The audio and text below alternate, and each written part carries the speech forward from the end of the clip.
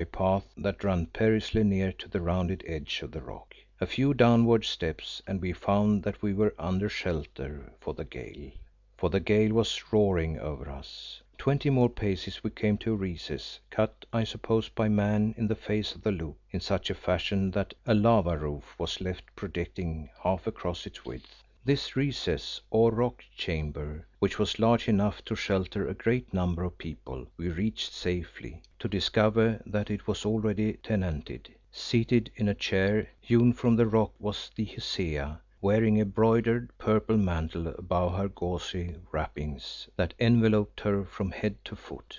There too, standing near to her, were the Khania Atene and her uncle the old Shaman, who looked but ill at ease, and lastly, stretched upon his funeral couch, the fiery light beating upon his stark form and face, lay the dead Khan Rassen. We advanced to the throne and bowed to her who sat thereon.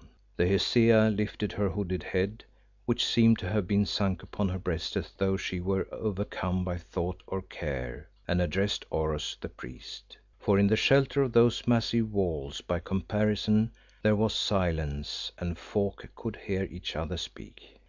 "So thou hast brought them safely, my servant," she said, "and I am glad. For those that know it not, this road is fearful. My guests, what say you of the burying pit of the children of Hes?"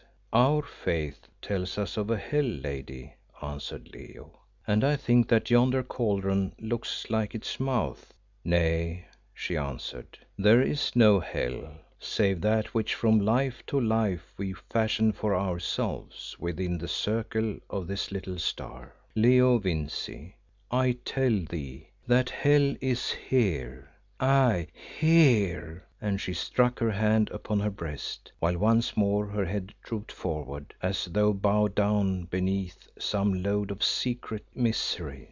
Thus she stayed a while, then lifted it and spoke again, saying, "Midnight is past, and much must be done and suffered before the dawn. Aye, the darkness must be turned to light, or perchance the light to eternal darkness. Royal woman," she went on, addressing Atene, "as is his right, thou hast brought thy dead lord hither for burial in this consecrated place, where the ashes of all who went before him have become fuel for the holy fires.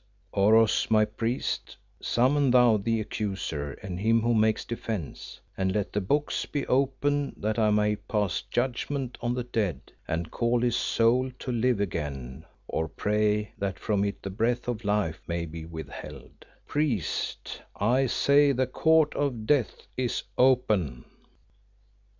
End of chapter 14 of Ayesha, the Return of She, by H. Rider Haggard.